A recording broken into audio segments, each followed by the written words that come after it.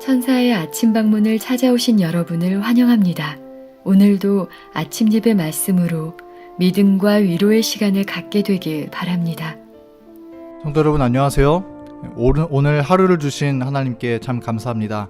하나님께서 오늘 아침 예배를 통해서 우리 마음에도 성령의 단비로 촉촉하게 은혜로 적셔주시기를 간절히 바랍니다. 이제 함께 기도하시면서 오늘 예배를 시작하겠습니다. 하늘에 계신 하나님 아버지, 저희에게 하나님을 찬양할 수 있는 영광과 특권을 허락하여 주시니 참 감사합니다.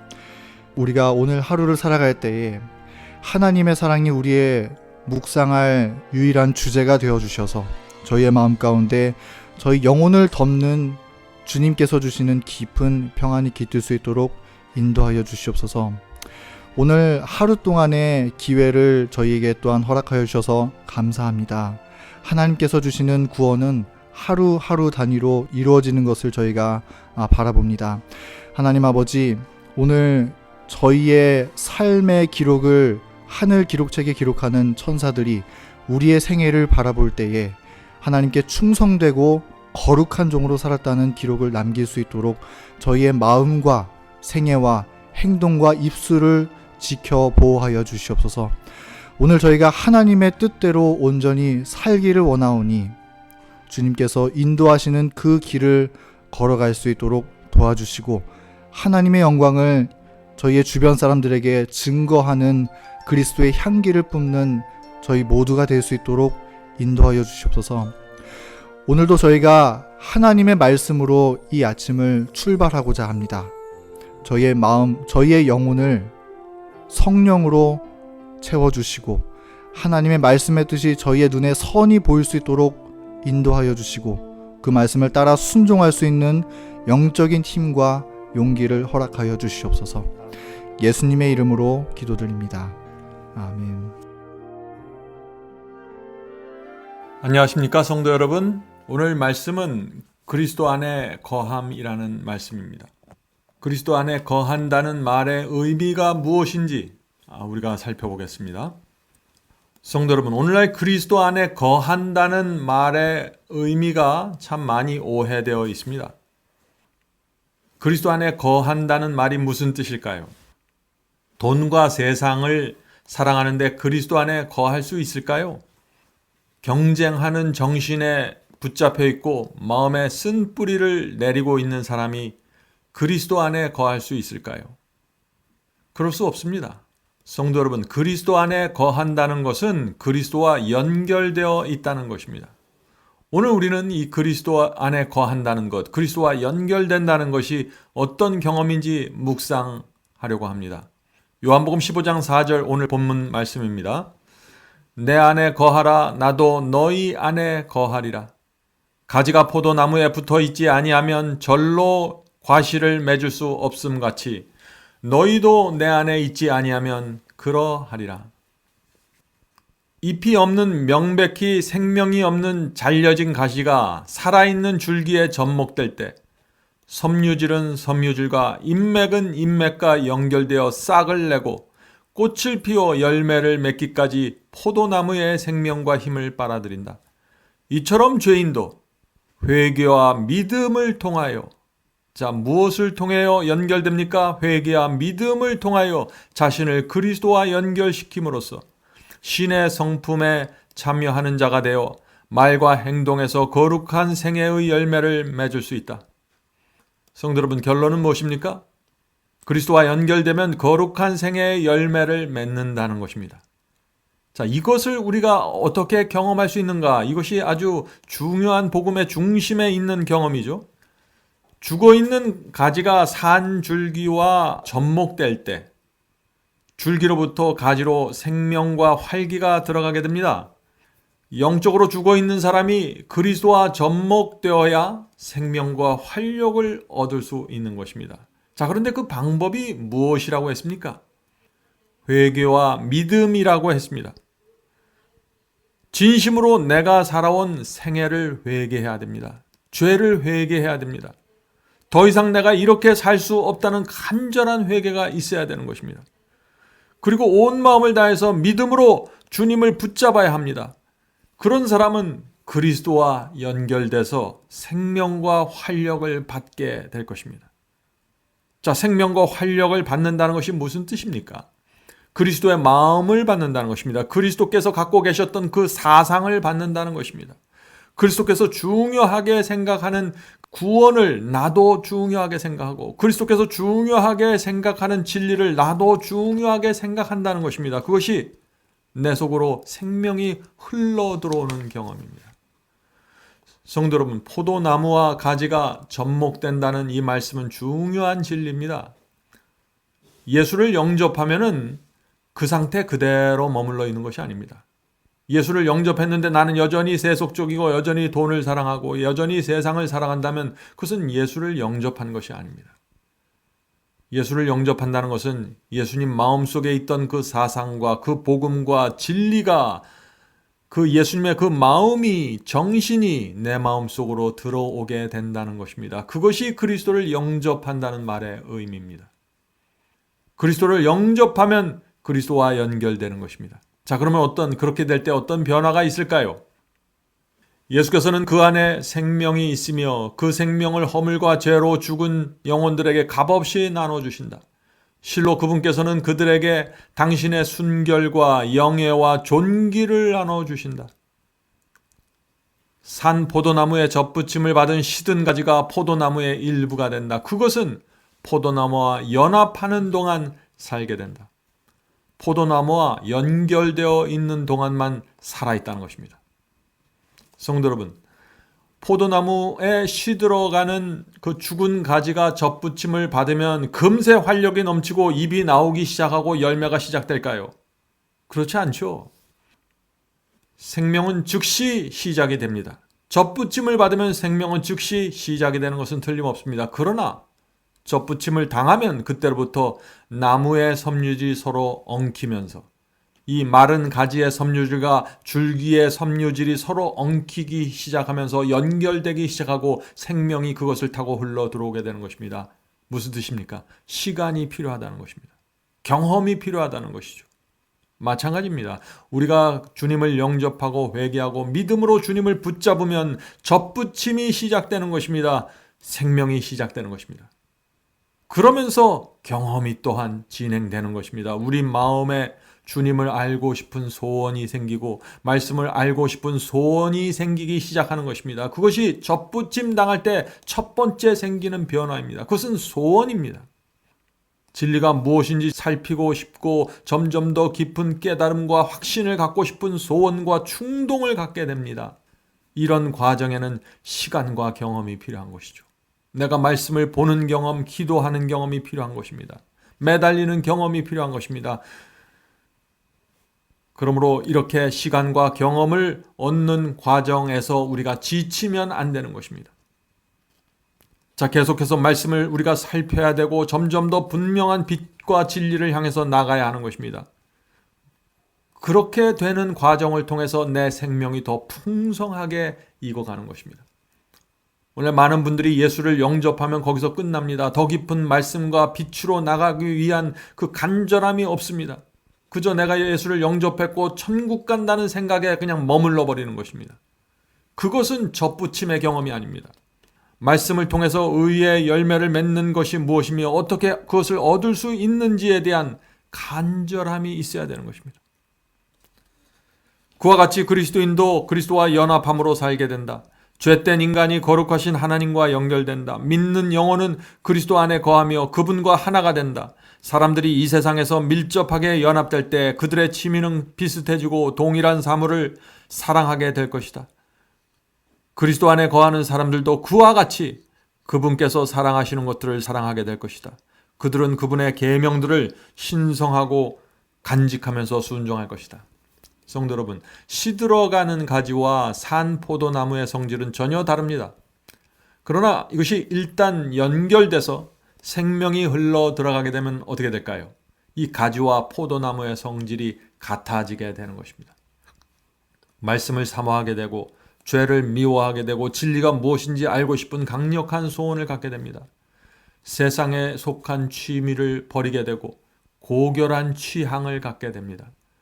의의 열매를 맺기 원하는 소원을 갖게 되는 것입니다. 성령께서 우리의 이런 소원을 붙잡고 역사하시는 것입니다. 성령께서 우리의 소원과 믿음을 통해서 결과를 만들어내시는 것입니다. 성령의 역사로 가능한 것입니다. 그렇게 될 때 우리는 하나님의 말씀과 계명에 순종하고 충성하는 성도로 변화되는 것입니다. 전에는 순종에 관심이 없었는데 이제는 순종에 깊은 관심을 나타내는 성도로 변화되는 것입니다. 줄기로부터 영양을 공급받은 포도나무 가지는 번성하여 많은 열매를 맺는다. 그 풍성하고 무성한 포도송이는 그것이 산가지와 연합되어 있음을 증명한다. 예수님 안에 거하는 그리스도인도 그와 같이 열매를 맺을 것이다. 풍성한 포도송이처럼 품성과 생애를 통해서 사랑과 희락과 화평과 인내와 온유와 자비와 양성과 충성과 절제로 구성된 성령의 귀중한 덕목들이 드러나게 될 것이다. 성도 여러분, 예수께서는 그들의 열매로 그들을 알지니라고 말씀하셨습니다. 무슨 뜻인가요? 우리가 산 포도나무와 연결되어 있는지 아닌지는 열매를 통해서 열매를 맺는지 맺지 못하는지로 알 수 있다는 것입니다. 성도 여러분, 그래서 이 바울이 갈라디아 5장에서 이 우리가 맺어야 될 성령의 열매, 그 열매가 무엇인지 정확하게 말하고 있는 것입니다. 갈라디아 5장 22절부터 24절입니다. 갈라디아 5장 22절부터 24절.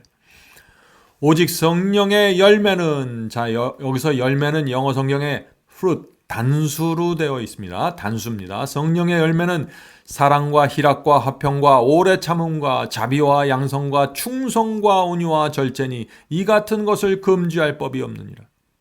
성령께서 우리에게 임하셔서 또 포도나무가 가지가 연결되어 있으면 거기에서 열매가 반드시 맺히는데 그것을 금지시킬 법이 없다는 것입니다. 다시 말해서 반드시 열매는 맺힌다는 것입니다. 연결되면 맺힌다는 것이죠. 자, 그런데 여기 성령의 열매라 할 때 이 열매를 단수로 표현했죠? 무슨 말입니까? 하나의 열매 안에 지금 성령의 열매 이 9가지 맛이 포함되어 있다는 것입니다. 포도나무와 가지가 연결되면 9가지의 다른 열매들이 열리는 것이 아닙니다. 9가지의 다른 열매들을 내가 하나씩 만들어내는 것이 아닙니다. 하나의 열매가 열리는데 그 안에 9가지 다양한 맛이 느껴진다는 것입니다. 성도 여러분, 과일을 드셨는데 9가지의 그 풍성한 맛이 그 입안에서 녹아지면 어떻게 될까요? 정말 맛이 있겠죠. 매력적인 열매가 아닙니까? 우리에게 맺히는 성령의 열매도 아주 맛이 있고 풍요로운 열매가 되는 것입니다. 자, 9가지 맛이 무엇이라고 했죠? 사랑, 희락, 화평, 오래 참음, 자비, 양선, 충성, 온유, 절제입니다. 9가지입니다. 그런데 오늘날 많은 분들이 이 성령의 열매를 생각할 때 서로 사랑하는 것, 온유한 것, 이런 것만 생각하는 것입니다. 그것도 중요한 성령의 열매지만은 그 성령의 열매 속에는 반드시 충성, 절제, 오래 참음과 같은 특성이 포함되어 있어야 한다는 것입니다. 이 맛을 반드시 갖고 있어야 된다는 것입니다. 그래야 그것이 성령의 완전한 열매가 되는 것입니다. 오늘 그리스도 안에 있다고 말하면서 그리스도를 영접했다고 말하면서 하나님의 말씀에 충성하지 않는 사람들이 얼마나 많이 있습니까? 절제하지 않고 오래 참는 그 인내가 없는 성도들. 그렇게 되면은 성령께서 주시는 그 풍성하고 깊은 맛을 내는 열매를 맺을 수 없는 것입니다. 자, 성도 여러분, 한번 생각해 보세요. 사랑하는데 말씀에 충성하지 않습니다. 온유한데 희생과 인내가 없습니다. 얼마나 이상한 맛을 내는 것입니까? 오늘날 이런 문제가 기독교 안에 깊이 있다는 것입니다. 왜 그럴까요? 그리스도 안에 거한다는 말을 오해했기 때문입니다. 성령의 열매를 오해한 것입니다.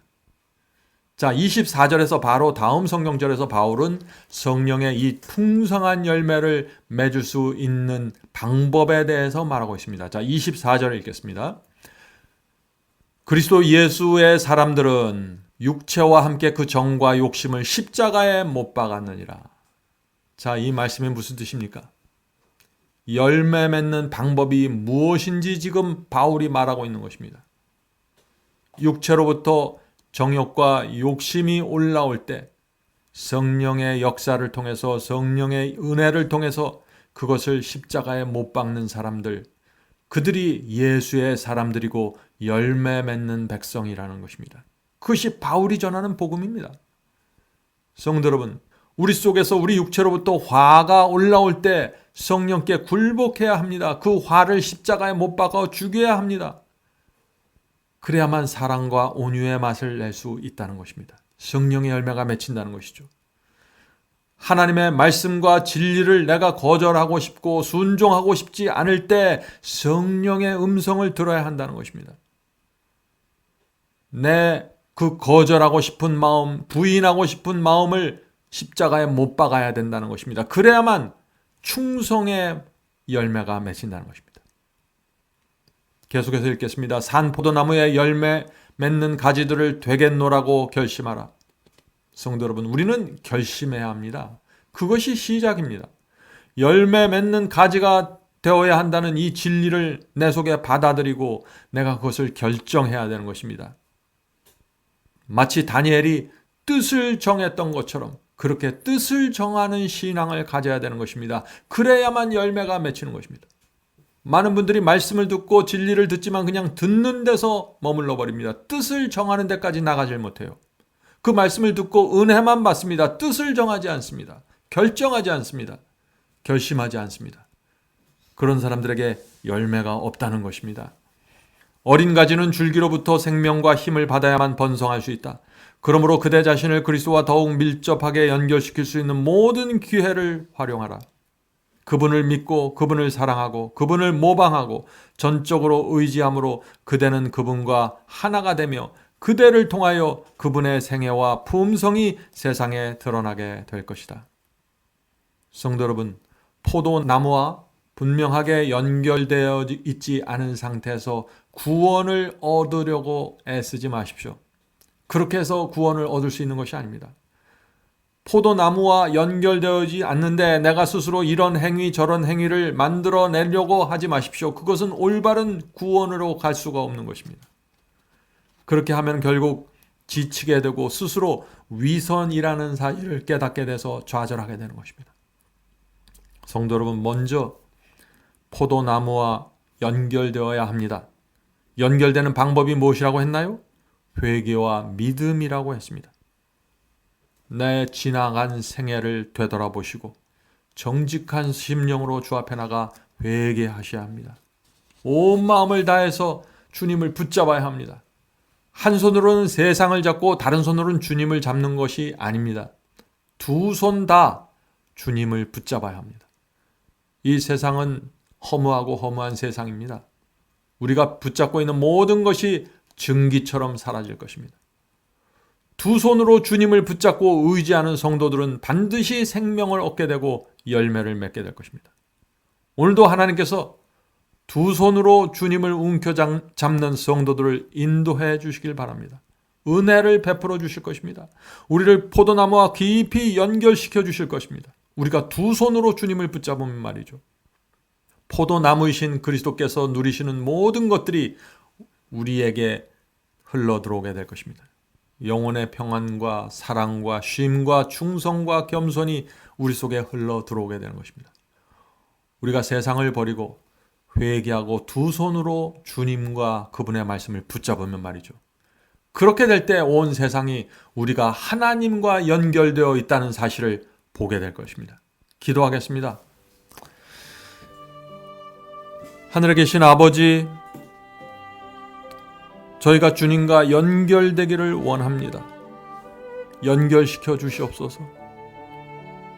성령의 역사에 저희가 굴복하기를 원합니다. 도와주시옵소서. 오늘 우리의 생애를 주님께 드리길 바랍니다. 간절한 심령으로 주 앞에 나가서 열매 맺는 백성 만들어 달라고 저희가 간구하오니 하나님의 역사와 성령의 역사를 통해서 저희의 마음이 하나님과 접붙임될 수 있도록 도와주시옵소서. 하늘에 계신 아버지, 저희의 영혼이 굶주려 있습니다. 말라 들어가고 있습니다. 오늘 아침에 다시 주 앞에 나가 접붙임을 간구하오니 연결시켜 주시고 날마다 연결시켜 주셔서 저희의 생애 속에 풍요로움이 생길 수 있도록 도와주시옵소서. 오늘 함께 기도하는 성도들에게 함께 하여 주셔서 정말 육적으로 영적으로 살려주시고 소생시켜 주셔서 하늘의 풍요로움을 갖고 살아갈 수 있도록 도와주시옵소서.